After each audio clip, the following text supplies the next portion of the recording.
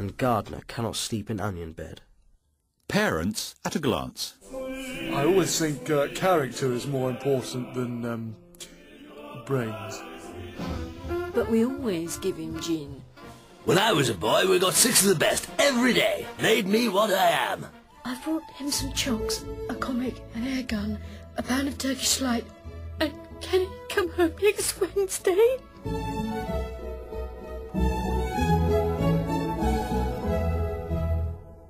School food. Or the piece of cod which passeth understanding. I must impress on all cads and bounders who say pooh gosh when they see a school sausage to mend their ways. When faced with a frightful piece of meat which even the school dog would refuse, do not screw up the face in any cirques or say coo, gosh, ghastly. This calls attention to oneself and makes it difficult to pinch a better piece from the next boy. Oh, leave off, Molesworth! Actually, whatever boys may say about the school food, the moment the deaf master say, May the Lord make us truly... whole school descend upon the food with a roar like an H-bomb, and the 2 minutes all have been swept bare. We then have time for an interval of uplifting conversation, and then the next course come. It is always prunes. Everybody know all there is to know about prunes. But anyway, the other day I dreamed about them, and this is what happened. The Revolt of the Prunes. By N. Molesworth, Esquire.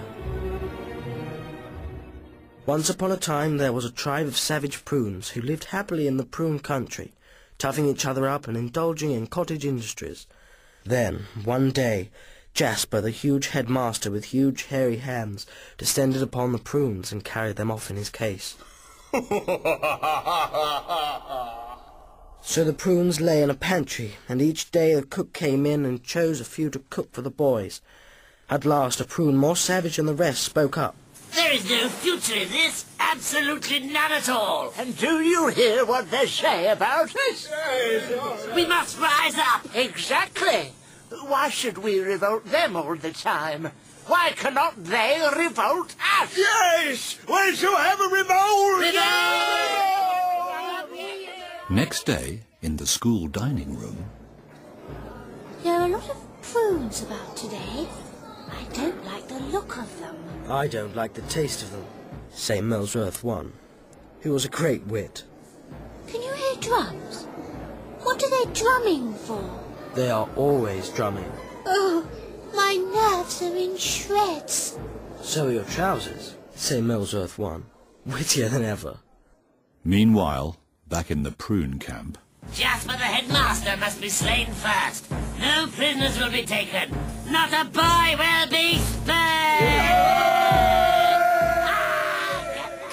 I say, gosh.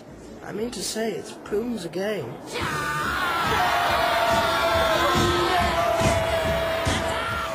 Jasper, the headmaster, was the first victim. When he saw the prunes, he gave a yell of fright. His false teeth shot across the room and lodged into the opposite wall. The boys noticed no difference. Prunes, to me. Follow my lead. Yes, sir!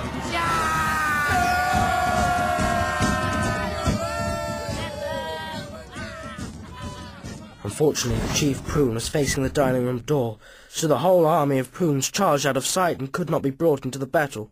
It was half an hour later that the school realized that Jasper, the headmaster, was dead. Murdered by the prunes! Sound the alarm! To horse! 2 horse, 1 will do, said the Duke of Molesworth, laughing. Let us strike here. This day is called the Feast of Crisps.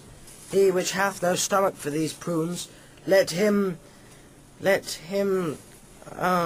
gentlemen that lie, now a thingy shall cry for God, and God for, and to mow, and to mow, and to mow. Charge! I say, gosh! I mean to say, it's boys again. And so, the two armies moved against each other. But owing to headquarters they missed. One army fell in the river,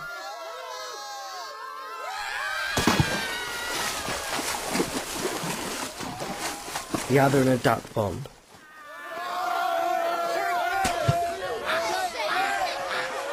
The noise of the prunes drowning was so great that it woke Jasper, the headmaster. What's that?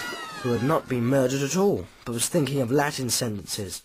With a croak of rage he grasped his cane and gave 6 for the best to every boy in sight, before stopping to mourn the sad loss of his noble prunes.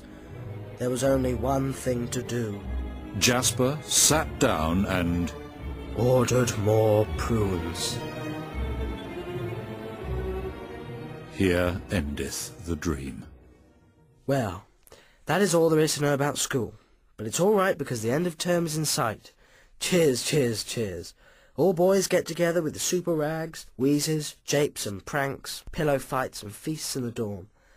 Noble boys make bonfires of school books and toast the staff slowly in the flames. So the bus arrives. Goodbye to all. Goodbye to school dog, to matron. One and all say, have a good holes. We weep with joy. Goodbye, headmaster. Goodbye, Peason. Actually, you are jolly D, and it is sad to leave. Goodbye to all, goodbye. Naughty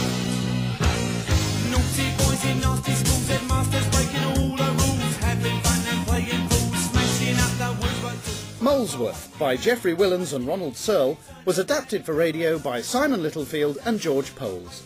It starred Rupert Grint as Molesworth and Chris Langham, Dave Lamb, Emma Kennedy, Alex Lowe and Simon Greenall as everyone else. It was directed and produced by Elizabeth Freestone.